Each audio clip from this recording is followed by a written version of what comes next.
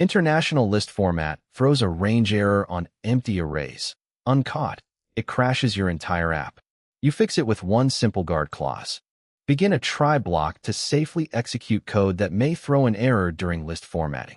Create a new international list format object configured for English locale with long style and conjunction type, meaning it will join list items using commas and for natural language formatting such as apple, banana, and cherry. Initialize an empty constant array named list with no elements, intended for formatting via the previously created international list format instance.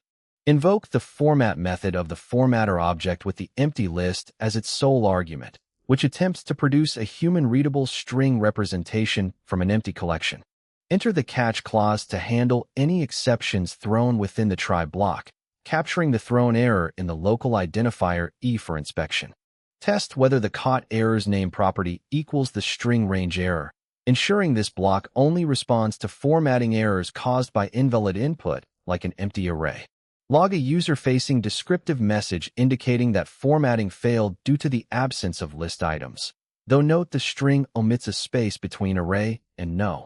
Execute alternative logic when the error is not a range error, preserving the original exception for upstream handling rather than masking it.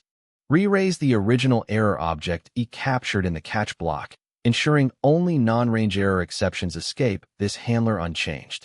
Close the catch clause body, completing error handling logic and returning execution flow to the program's main path after all possible exception branches have been processed.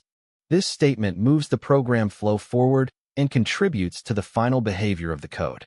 Always validate arrays before feeding them into international list format. This one guard prevents cryptic runtime crashes. Subscribe for daily coding videos.